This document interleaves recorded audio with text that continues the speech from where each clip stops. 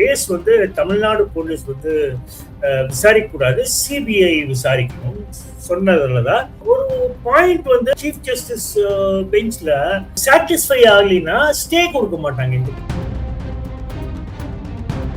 இது ரொம்ப sensitive case, அதனால வந்து ஸ்டே கொடுக்க மாட்டாங்க. ஸ்டே கொடுத்துட்டாங்க இந்த கேஸ்ல. இன்வெஸ்டிகேஷன் அடுத்த ஹியரிங் வரைக்கும் நடக்க கூடாதுங்கிறாங்க. வைகோவே அவர் வாயால சொல்லிட்டாரு, அவர் ரெக்கார்டா சொல்லிட்டாரு. கோர்ட்ல இதெல்லாம் பதில் சொல்லணுங்க. கோர்ட் கொஞ்சம் வைகோவையும் கூப்பிடுவாங்க.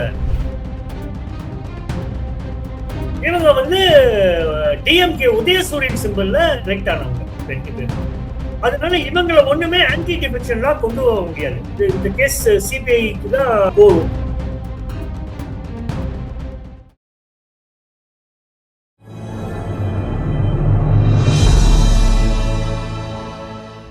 தமிழ் நியூஸ் நேரல் கண்மணக்கம். இன்றைய நேர்காணலில் நம்மோடு இருந்திருப்பவர் ஊடகவியலாளர், தி அக்னி நியூஸ் சர்வீஸினோட ஆசிரியர் திரு சுரேஷ்குமார் அவர்கள். சார் வணக்கம். வணக்கம் அகீம், நேயர்களுக்கு வணக்கம். சார், இப்போ செந்தில் பாலாஜி அவர்களுடைய ஹார்ஸ் ட்ரேடிங் கேஸ் சம்பந்தமா சென்னை உயர்நீதிமன்றம் ஒரு இடைக்கால தடை விதிச்சிருந்தாங்க. ஸோ இப்போ ஒன் ஆஃப் த அக்யூஸா இருக்கக்கூடியவர் கூட சிபிஐ விசாரிக்கணும், காவல்துறை விசாரிக்க கூடாது அப்படிங்கிற ஒரு கோரிக்கையும் அவர் வந்து முன் வச்சிருந்தாரு. ஸோ இதுல ஒரு பெரிய எதிர்பார்ப்பு வந்து இருக்கு இந்த வழக்குல. ஸோ இன்னும் பல குதிரை பேர வழக்குகளும் வந்து நிலுவையில இருக்கு. இது சிபிஐக்கு மாற்றப்படுமா, என்னென்னலாம் ஆக போகுது சார்? இப்ப முதல்ல இது பேசிடலாங்க. ஹைகோர்ட் கொடுத்த ஸ்டே அடுத்த இது வரைக்கும் இன்வெஸ்டிகேஷன் எதுவும் நடத்தக்கூடாதுன்னு சொல்லியிருக்காங்க. இது வந்து அந்த எம்எல்ஏ அவர் சொன்ன குற்றச்சாட்டு. அதுலதான் அரெஸ்ட் ஆயிருக்காங்க 10 பேரு. செந்தில் பாலாஜி மற்றும் அவர் சகோதரர் பெயில்ல இருக்காங்க இந்த கேஸ்ல. இதுல வந்து ஒரு அக்யூஸ்ட் என்று கூறப்படும் ஒருவர் ஹைகோர்ட்ல ஒரு பெட்டிஷன் ஃபைல் பண்ணியிருக்காரு. இது மாதிரி எனக்கும் இதுக்கும் சம்மந்தம் இல்லை, என்ன வந்து இந்த கேஸ்ல எப்படி கொண்டு வந்தாங்கன்னு தெரியல. ஏன்னா வந்து நிறைய இடத்துல மாத்தி என்கிட்ட கையெழுத்து வாங்கினாங்க நிறைய ஹோட்டல்ஸ்ல அப்படின்னு சொல்லிட்டு, எனக்கு வந்து இது வந்து இந்த கேஸ் வந்து தமிழ்நாடு போலீஸ் வந்து விசாரிக்க கூடாது, சிபிஐ விசாரிக்கணும் சொன்னதுலதான் ஒரு ஒரு ஒரு பாயிண்ட் வந்து சீஃப் ஜஸ்டிஸ் பெஞ்ச்ல சாட்டிஸ்ஃபை ஆகலினா ஸ்டே கொடுக்க மாட்டாங்க இந்த கேஸ். புரிஞ்சுங்களா? இது ரொம்ப சென்சிட்டிவ் கேஸ், இந்த ஹார்ஸ் ட்ரேடிங். அதனால வந்து ஸ்டே கொடுக்க மாட்டாங்க. ஸ்டே கொடுத்துட்டாங்க இந்த கேஸ்ல. இன்வெஸ்டிகேஷன் அடுத்த ஹியரிங் வரைக்கும் நடக்க கூடாதுங்கிறாங்க. இது ஒன்னா கண்டினியூ ஆகும். கவர்மெண்ட் வந்து ப்ளீ பண்ணுவாங்க இந்த கேஸ்ல. பட் எனக்கு என்னமோ இந்த கேஸ் வந்து சிபிஐ என்கொயரி தான். இது சிபிஐ என்கொயரிக்கு தகுந்த கேஸ் நினைக்கிறது. அவங்க முடிவு பண்ணிட்டுங்க, சிபிஐ அட்டானமஸ் பாடி, அவங்க முடிவு பண்ணிட்டோம் இது குதிரை பேரம் நடந்ததா இல்லையான்னு அவங்க முடிவு பண்ணிட்டோம். தமிழ்நாடு போலீஸ்க்கும் நல்லதுதான். அவங்க விசாரிக்க சிபிஐ விசாரிச்சாங்க, அவங்க விசாரிச்சுட்டு அவங்க என்ன இது இன்வெஸ்டிகேஷன் என்ன நடக்குது கோர்ட்ல எஃப்ஐஆர் ஃபைல் பண்ணி சார்ஜ் ஷீட் பண்ண போறாங்க. ஓகே, அது நல்லதுதான். இந்த கேஸ் வந்து மோஸ்ட் ப்ராபப்ளி சிபிஐ என்கொயரி தான் ஃபிட்டஸ்ட் கேஸ் நினைக்கிறேன். இந்த கேஸ் சிபிஐக்கு தான் போகும், இந்த ஹார்ஸ் ட்ரேடிங் சம்பந்தப்பட்டது. இன்னொன்னு, இது முதல்ல இருந்தே விஜய் சார் வந்து எலெக்ஷனுக்கு அப்புறம் 108 தொகுதிகளில் ஜெயிச்சாங்க. ஒன்னு வந்து அவர் ரிசைன் பண்ணணும், திருச்சி கிழக்கு ரிசைன் பண்ணிட்டாரு, பெரம்பூர் ரீடைன் பண்ணிட்டாரு. அப்போ 107 அந்த டே 1லயே வந்து டிடிவி தினகரன் எங்க எம்எல்ஏவை காணோன்றாரு. Mister Kamaraj, Mannargudi MLA. அப்போ வந்து கவர்னர்கிட்ட போய் இவர் தான் ஃபர்ஸ்ட் வந்து கம்ப்ளைண்ட் கொடுக்கறது, டிடிவி தினகரன். அப்போ வந்து மிஸ்டர் காமராஜ் எம்எல்ஏ வந்து ஒரு வாகனத்தில் உட்கார்ந்து கையெழுத்து போடுற மாதிரி சோசியல் மீடியால ரிலீஸ் ஆச்சு, சர்ச்சையாச்சு. அதுக்கப்புறம் ஃப்ளோர் ஆஃப் த ஹவுஸ் இது அப்புறம் வந்து என்னாச்சுன்னா அவங்களுக்கு நம்பர்ஸ் இல்லை. நம்பர்ஸ் இல்லாத போதுதான் டிஎம்கே அலையன்ஸ்ல இருந்த விசிகே, சிபிஐ, சிபிஎம், ஐயுஎம்எல் இவங்க போய் 2 தடவை மிஸ்டர் எம்.கே. ஸ்டாலினை பார்த்தாங்க. பார்த்து சொல்லியிருக்காங்க இந்த தோல்வி காரணங்கள் எல்லாம் சொல்லியிருக்காங்க. மிஸ்டர் ஸ்டாலின் வந்து பிரசிடென்ட் ரூல் வரக்கூடாது, கவர்னர் ஆட்சி வந்துடும், அதனால நீங்க யூ டேக் அ கால்ன்ட்டாங்க. அவங்க இந்த 4 பார்ட்டிஸுமே டிஎம்கே இருந்தவங்க வந்து மிஸ்டர் ஸ்டாலின் கிட்ட சொல்லிட்டு தான் அப்புறம் இவங்க எல்லாம் கூடி பண்ணி முடிவு பண்றாங்க நம்ம டிவிகேக்கு சப்போர்ட் பண்ணணும்னு. இன்னொன்னு இந்த காங்கிரஸும் அந்த 5 தொகுதியில போட்டிட்டு வெற்றி பெற்றாங்க. அவங்க ஒரு கர்டசிக்கு கூட வந்து மிஸ்டர் எம்.கே. ஸ்டாலினை பார்க்கல, ஒரு கர்டசிக்கு கூட. அது விடுங்க, அவங்க காங்கிரஸோட ஆல்வேஸ் பேக் ஸ்டாபிங் தான்.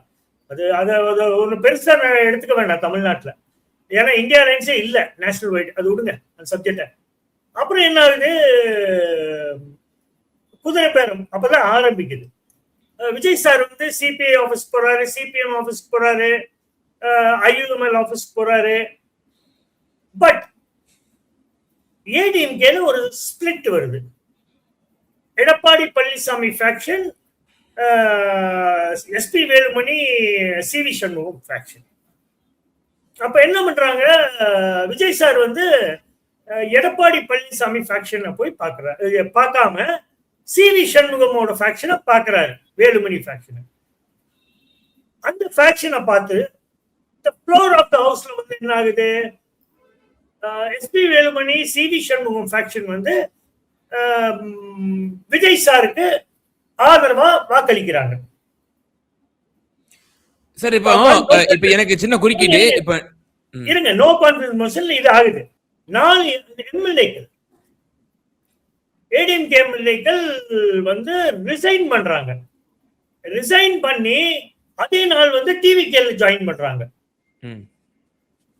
ஓகேவா, இது ஒண்ணு இருக்கு. அப்போ மிஸ்டர் எடப்பாடி பழனிசாமி என்ன சொல்றாரு, குதிரை பேரம் நடந்திருக்கு, இவங்க வந்து ஆன்டி டிஃபெக்ஷன் லால வரணும் அப்படின்றது ஸ்பீக்கர் அது கன்சிடரேஷன் பண்ணி விசாரிச்சுட்டு இருக்காரு.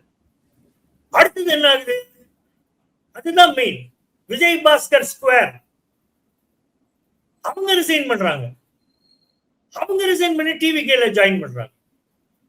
அந்த 2 விஜய் பாஸ்கர் யாரு, கரூர் விஜய் பாஸ்கர், அவர் மேல 100 கோடி ரூபாய் நில மோசடி வழக்கு இருக்கு, அவர் கைது செய்யப்பட்டு பெயில்ல இருக்காரு. 2வது சாண்ட் மைனிங் மற்றும் டிவிஏசி கேஸ் அவர் மேல இருக்கு. 2வது சி விஜயபாஸ்கர். விஜய் சார் சொல்றாரு போதையில்லா தமிழ்நாடுன்னு, புகழ் பெற்ற இவர் வந்து சி விஜயபாஸ்கர். அவர் மேல சிபிஐ சார்ஜ் ஷீட் பண்ணி ஹைகோர்ட் 3 மாசத்துல வந்து சிபிஐ வந்து இது பண்ண சொல்லிக்கிறாங்க.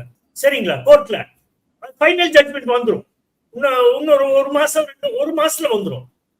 அது என்னன்னா, அவர் வந்து ஆன் ரெக்கார்ட் டைரியில வந்து இந்த போதைப் பொருட்கள் மேனுபேக்சரர்ஸ் கிட்ட வாங்கியிருக்கேன்னு எழுதியிருக்காரு. அவர் மட்டும் இல்லாம 2 டிஜிபியும் இதுல சம்பந்தம், ஃபுட் சேஃப்டி ஆபீசர்ஸும் சம்பந்தம். ஓகேங்களா, அது மட்டும் இல்லாம அவர் மேல டிவிஏசி கேஸ் இருக்கு. அப்புறம் இல்லீகல் மைனிங் சாண்ட் குவாரி அந்த கேஸ் இருக்கு. இந்த 2 பேரும் வந்து டிவிகேல ஜாயின் பண்ணன தீய சக்தி வந்து வாஷிங் மிஷின்குள்ள போனோன்னு தூய சக்தியாய் வெளியே வந்துடுறாங்க இவங்க 2 பேரும். அப்ப இதெல்லாம் வந்து கவர்னர்கிட்டயே கம்ப்ளைண்ட் இருக்கு. கவர்னர் வந்து சில இதை வந்து அவர் வந்து டிசிஷன் எடுக்கலாம். இந்த மாதிரி கேசஸ் இந்த மாதிரி வந்துச்சுன்னா, பெட்டிஷன் பண்ணாங்கன்னா பொலிட்டிக்கல் பார்ட்டிஸ் அவர் வச்சிருக்கலாம். எனக்கு கிடைச்ச தகவல் வந்து இந்த ஹார்ஸ் ட்ரேடிங் கேஸ் தினகரன் உட்பட்ட மற்றவங்களுக்கு ஏடிஎம்கே கொடுத்தது, மிஸ்டர் இன்பதுரை பார்த்தது, இது எல்லாமே வந்து அவர் வந்து யூனியன் ஹோம் மினிஸ்ட்ரிக்கு அனுப்பிச்சிட்டாரு. ஹார்ஸ் ட்ரேடிங் இந்த கம்ப்ளைண்ட்ஸ் எல்லாம் அவர் இங்க இல்ல, அந்த இவர் வந்து இங்க இருக்கிற லீகல் எக்ஸ்பர்ட் கிட்ட பேசிட்டு அவர் அனுப்பிச்சிட்டாரு யூனியன் ஹோம் மினிஸ்டர் கிட்ட. இது ஒண்ணு. இந்த இதெல்லாம் வந்து எலெக்ஷன் கமிஷன் ஆஃப் இந்தியால இருக்கு. அதனாலதான் நான் ஒரு மாசத்துக்கு முன்னாடி சொன்னேன், எல்லாரும் சொன்னாங்க எலெக்ஷன் பை எலெக்ஷன் வந்துரும்னு. நான் இன்னும் சொல்றேன், திருச்சி ஈஸ்ட் வந்து கிளாரிட்டியா இருக்கு, அதுக்கு எலெக்ஷன் அனௌன்ஸ் பண்ணலாம். மற்ற எந்த தொகுதியுமே எலெக்ஷன் கமிஷன் ஆஃப் இந்தியா இந்த ஹார்ஸ் ட்ரேடிங் கேஸ் வழக்குகள் வந்து கோர்ட்ல இருக்கு. பிளஸ் எலெக்ஷன் கமிஷன் ஆஃப் இந்தியால வந்து இது பெட்டிஷன்ஸ் இருக்கு, பிளஸ் கவர்னர் கிட்ட பெட்டிஷன் இருக்கு. அதனால எலெக்ஷன் கமிஷன் ஆஃப் இந்தியா வந்து அவ்வளவு சீக்கிரமா வந்து இந்த இந்த இந்த by election except Tiruchi east வேற எங்கேயும் நடத்த மாட்டாங்க. அவங்க வித்ஹோல்ட் பண்ணுவாங்க. சார், இப்போ இந்த வழக்கு ஒரு புறம் தமிழ்நாடு காவல்துறை விசாரிக்க கூடாது, சிபிஐக்கு போகணும்னு கொடுக்கப்பட்ட அந்த மனுவை ஏற்று அவங்க இடைக்கால தடையும் விதிக்கிறாங்க நீதியரசர்கள்.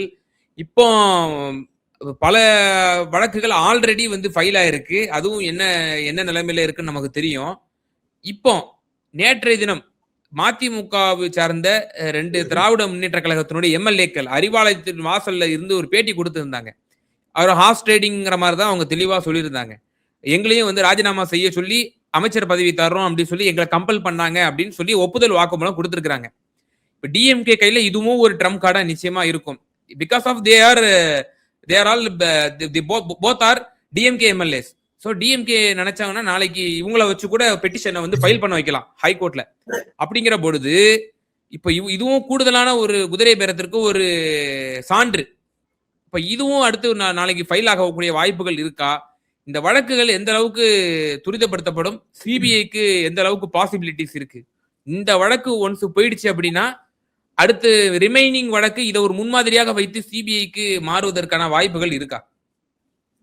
இல்லைங்க மிஸ்டர் ஹக்கீம், ஒண்ணு நீங்க முதல்ல பார்க்கணும்.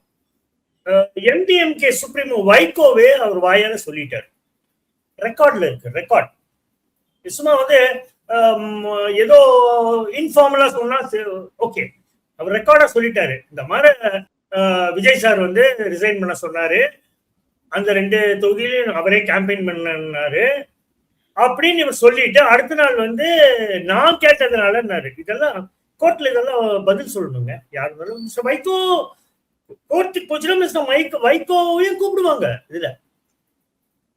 இதுல கூப்பிடுவாங்க விட்னஸ், அவர் சொல்லணும். ஏன்னா அவர் சொல்லியிருக்காரு ஓப்பனா, இந்த 2 எம்எல்ஏ இன்கேஸ் பம்பர சின்னத்துல ஜெயிச்சு வந்திருந்தாங்கன்னா வெற்றி பெற்று இவங்களும் ஆன்டி டிஃபெக்ஷனால போயிடும். புரிஞ்சுங்களா? இவங்க வந்து டிஎம்கே உதயசூரியன் சிம்பிள்ல எலெக்ட் ஆனவங்க 2 பேரும். அதனால இவங்களை ஒண்ணுமே ஆன்டி டிஃபெக்ஷன்ல கொண்டு போக முடியாது. ஆனா இவங்க நேற்று சொன்னது பார்த்தா டிஎம்கேக்கு ஒரு இது இருக்கு, அவங்களும் மூவ் பண்ணலாம். அவங்க டைரக்டா கவர்னர் கொடுக்கலாம், கவர்னர் பெட்டிஷன் கொடுத்துருக்காங்க. மற்ற இதெல்லாம் இப்போ இது வந்து டைரக்டா அவங்க கோர்ட்ல மூவ் பண்ணலாம், ஹைகோர்ட்ல. இந்த மாதிரி அவங்களே டிஎம்கே மூவ் பண்ண வேண்டாம், அந்த 2 எம்எல்ஏக்களே மூவ் பண்ணாங்க. அவங்க முடிவு பண்ணிட்டாங்கன்னா 2 எம்எல்ஏக்கள் வந்து ஹைகோர்ட்ல பெட்டிஷன் ஃபைல் பண்ணலாம். இந்த மாதிரி நாங்களும் ஆஸ்திரேலியங்கள வந்து உட்படுத்தப்பட்டோம், ஆனா அதுக்கு வந்து நாங்க செவிஸ் ஆயிக்கல, அதனாலதான் நாங்க வந்து எம்டிஎம்கே இல்ல, நாங்க வந்து டிஎம்கே கூட தான் இருப்போம், டிஎம்கேக்கு சப்போர்ட் பண்றோம் அப்படின்னு சொல்றாங்க. புரிஞ்சுங்களா? அது வந்து இது ஒரு சப்ஜெக்ட் இருக்கு. இது வந்து டிஎம்கே தான் இதை வந்து இந்த ஆஸ்திரேலியன் எம்டிஎம்கே எம்எல்ஏஸ்ன்னு தேவையில்லை. அந்த 2 எம்டிஎம்கே இந்த எம்எல்ஏஸ் டிஎம்கே பயணிக்கிறாங்க இல்லைங்க, அவங்க ஹைகோர்ட்ல பெட்டிஷன் பண்ணலாம். அப்ப இதெல்லாமே ஒட்டுக்கா வரும். இல்ல இந்த 2 எம்எல்ஏ இருக்காங்கல்ல, அவங்க தனியா போய் கவர்னர் சந்திச்சு நாங்களும் வந்து ஹார்ஸ் ட்ரேடிங்ல பாதிக்கப்பட்டிருக்கோம், எங்களையும் கூப்பிட்டாங்க அப்படின்னு அவர் கவர்னர்கிட்ட சொல்லலாம். எலெக்ஷன் கமிஷன் ஆஃப் இந்தியாவுக்கு அவங்க பெட்டிஷன் பண்ணலாம், ஹைகோர்ட்டுக்கு மூவ் பண்ணலாம். இவ்வளவு இருக்கு. அவங்க எலெக்ஷன் கமிஷன் ஆஃப் இந்தியாவில் இவங்க பெட்டிஷன் பண்ணலாம், இந்த 2 எம்எல்ஏஸ். ஏன்னா எலெக்டட் ரெப்ரசன்டேட்டிவ் இன் தமிழ்நாடு. 2வது ஆனரபிள் கவர்னர்கிட்ட கொடுக்கலாம் பெட்டிஷன், மற்ற பொலிட்டிக்கல் பார்ட்டிஸ் எப்படி கொடுத்தாங்களோ அவங்க கொடுக்கலாம். 3வது அவங்க வந்து இவங்க வந்து எலெக்ஷன் கமிஷன் ஆஃப் இந்தியாவுக்கு இதை வந்து தெரிவிக்கலாம். ஏன்னா elected members of legislative assembly in Tamil Nadu, so இது நிறைய பின்னல்கள் ஆரம்பிச்சிருச்சுங்க. இது எனக்கு என்னமோ இந்த கவர்மெண்ட் ஃபர்ஸ்ட் கொடுத்தாங்க டிடிவி தினகரன், அதுல இருந்து ஹார்ஸ் ட்ரேடிங் வந்து சிபிஐ என்கொயரி போகும். ஓகே. இந்த இப்போ இந்த 2 எம்டிஎம்கே எம்எல்ஏஸ் இன்க்ளூடிங் அந்த ஏடிஎம்கே எம்எல்ஏஸ், அப்புறம் இவங்க விஜய் பாஸ்கர் ஸ்கொயர், இதெல்லாமே போகும். இதெல்லாம் போகும்போது கோர்ட்ல ஆன்டி டிஃபெக்ஷன் லா வேற இருக்கு, அந்த பெட்டிஷன் வேற இருக்கு. புரிஞ்சுங்களா? ஆன்டி டிஃபெக்ஷன் லா அது வந்து எலெக்ஷன் கமிஷன் ஆஃப் இந்தியா அதையும் வந்து ஆராய்வாங்க. இப்ப இந்த பெட்டிஷன் எல்லாம் போகும். So election commission of India எந்த தொகுதியிலையும் பை எலெக்ஷன் நடத்த மாட்டாங்க எக்ஸப்ட் திருச்சி ஈஸ்ட். ஏன்னா கோர்ட்ல வழக்கு இருக்குங்க. ஸ்பீக்கர் வந்து விசாரிச்சுட்டு இருக்காரு. ஸ்பீக்கர் விசாரிச்சு ஒரு இது கொடுத்தாலும், ஒரு ரூலிங் கொடுத்தாலும் ஹைகோர்ட்டுக்கு போலாம், சுப்ரீம் கோர்ட் போலாம். சோ இது வந்து ஒரு லாங் ப்ராசஸ். அது வரைக்கும் பை எலெக்ஷன் நடத்த மாட்டாங்க. அது வரைக்கும் எக்ஸப்ட் திருச்சி ஈஸ்ட், மற்றது எங்கேயும் எனக்கு என்னமோ பை எலெக்ஷன் நடக்காதுன்னு நினைக்கிறேன். எல்லா கேஸுமே இந்த ஹார்ஸ் ட்ரேடிங் கேஸ், குதிரை பேரம் வந்து சிபிஐ என்கொயரியில் தான் முடியும். அதுதான் தமிழக அரசுக்கும் விஜய் சாருக்கும் நல்லது. அப்புறம் கிளாரிட்டி, நான் கிளியரா இருக்கேன், நான் ஒண்ணுமே பண்ணல, இவங்க தான் சோஃபா மாடல்ன்றாங்க, வாஷிங் மிஷின்ன்றாங்க, நான் ரொம்ப தூய சக்தி அப்படின்னு வெளியே வரலாம் விஜய் சார். விஜய் சாருக்கு தான் நல்லது. சிபிஐ என்கொயரிக்கு ஆர்டர் பண்ண வேண்டாம், இது கோர்ட்ல இருந்து ஆர்டர் ஆயிடும். சிபிஐ என்கொயரி தான் ஹார்ஸ் ட்ரேடிங் முடியும். நிச்சயமா சார். பல்வேறு விவகாரங்கள் எங்க நேயர்களுக்கு ரொம்ப தெளிவா உங்களோட கருத்துக்களை பகிர்ந்தீங்க. ரொம்ப நன்றி. நன்றி அகிம்.